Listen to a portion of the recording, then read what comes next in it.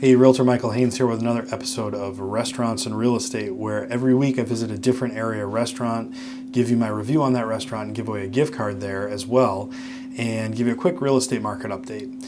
So this past weekend, my wife and I were out with the kids, and we were driving by Texas Roadhouse, and I said, why don't we go there? I don't typically go, I don't like to do these restaurant reviews at the bigger chains. I like to try to give the business to the small guys, but we were there and my kids had not been to Texas Roadhouse, so I said, let's just take them.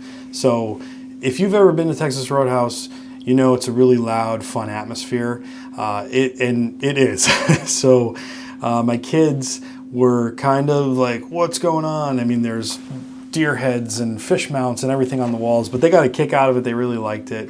They had we started with, of course, the rolls and cinnamon butter, which very, very good. If you go just for that, you'll be happy.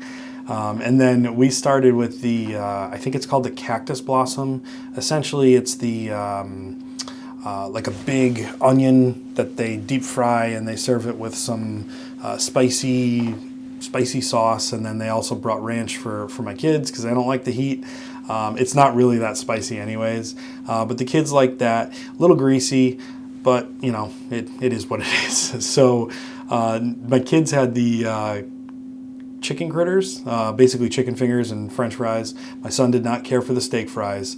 I did, so they got eaten anyways, and I thought they were actually good. And then my wife had the chicken critter salad, which I didn't try that, but she said it was good. It looked good. It was a nice big salad. I personally, I haven't had prime rib in a while, and I figured, you know what? This is a chain. I don't know how great it's going to be, but I'll give it a whirl. So, and I was pleasantly surprised. It was actually really good. There was some fat on it, but there was not like a lot of grizzle or anything, which is just gross on that kind of a cut of meat. It happens, but what are you going to do? But anyways, the prime rib was really good and came out with a nice au jus and just really, no complaints there. It was a little overcooked for what I would have liked. I told them medium rare, but it came out a little bit closer to medium, but flavor was on point. I really liked it. And I also, for my sides, I had a Cesar salad, which was really good. And I actually, even though I had the prime rib, I said, I'll try your chili. And the chili was really, really good. It was really flavorful. My kids liked it. It wasn't spicy. But just good flavor, good texture, everything. If you're in the area, Amherst Street, Nashua, or wherever there's a Texas Roadhouse, I would check them out if you've never been. I'm pretty sure you'll enjoy your experience there. Moving over to the real estate side of things.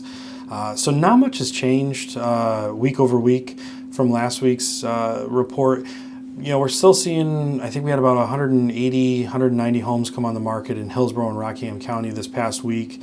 Prices are still up there. I mean, we're still trending for inventory and prices. We're in that 13 to maybe 15% range as far as year over year numbers go, increase. So we have more inventory coming on, but it's costing more money. And what I will say though is, so a few, maybe 3-4 weeks ago, I was starting to notice that open houses were being canceled. So basically the house would come on the market, they would start showings, and then they would have an open house scheduled for the weekend, and the open house would never happen because it went under contract that fast. That has kind of slowed down a little bit, and I'm not surprised because interest rates they're up there. I had a closing yesterday, and the lender was actually there at the closing, and we were talking about what is he seeing for rates, and I mean, he was quoting some things. He was throwing numbers out there in the low eights. So I was a little surprised to hear that high. And again, your interest rate, it's all borrower specific. So you as a borrower are going to have a different rate than your next door neighbor, your mom, your dad, your friends. You're not, it's not, like a one size fits all, so to speak. So if you have questions on what your rate is, don't hesitate to reach out. I can connect you with a lender if you don't have one.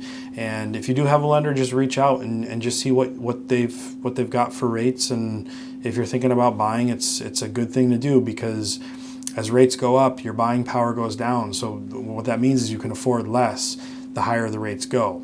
Which takes me to my next point. I don't know what's going to happen with interest rates. Nobody does really. What we know is the Fed said that they were planning on, I heard initially 5 cuts, then I heard 3 cuts, and I think it kind of settled in on, yeah, we're planning on doing 3 rate cuts this year, and now I'm hearing it's only maybe going to be 1 rate cut. So I don't think interest rates are going to be coming down anytime soon. Again, I don't have a crystal ball, so I don't know, but my gut tells me they're not. And one of those main reasons, I mean, it's not just my gut feel, they cannot get inflation under control. The numbers came back, I think it was like 3.5. They want it at 2. So until they get that under control, I don't think they have much of an incentive to keep rates or bring rates down. So we'll see what happens. I mean, if rates stay up high, it's going to be, I think, we're in the spring market, which is the hottest market, but I feel like last August, September, October, rates were screaming right along in the high 7s, low 8s. And what happened was, at that point in time, and again, we were getting ready to go into the fall and winter months, but what happened was buyers basically said, I'm not doing anything right now. Prices are too high, rates are too high, I'm not doing anything. So they kind of sat it out. And then when rates came down in January in the kind of like the high to mid and even some low 6s, buyers jumped right back in. So that's what's going to happen, I think, if rates stay high and a bunch of buyers get out, or just temporarily get out at least. I think we may see a slight correction in pricing, but I don't think it's going to be anything substantial, and only time will tell. But if that does happen, there's a couple points there. If rates keep going up and buyers back out, slow down, that's a good time to get in and buy because you're not competing with as many people. Yes, the interest rates are higher, and yes, the home values, the prices are up there. But if you can afford the monthly payment with whatever the rate is that you're quoted, then I say go ahead and do it, because if rates come down, then you can always refinance, right?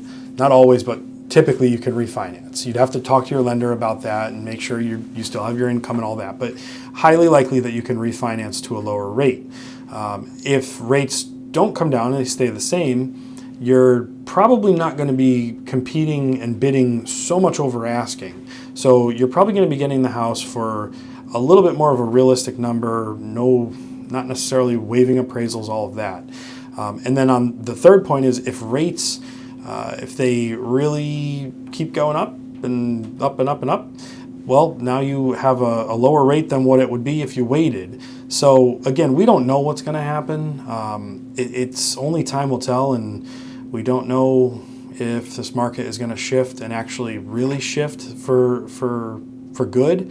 I thought it was happening last October. I thought it was happening the fall before, but every spring I seem to be surprised. So only time will tell. So if you have questions on anything, don't hesitate to reach out. I'm here to help however I can. I love talking about real estate and all that's involved in it.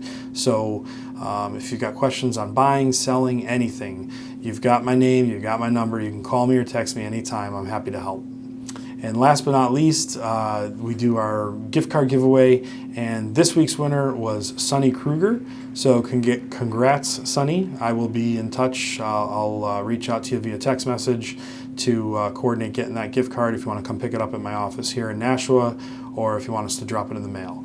So guys, again, don't hesitate to reach out anytime. I'm happy to help. I'm happy to have a conversation with you. Just call or text the number below, or shoot me an email, and we can book a time for 20, 30 minutes, whatever you need.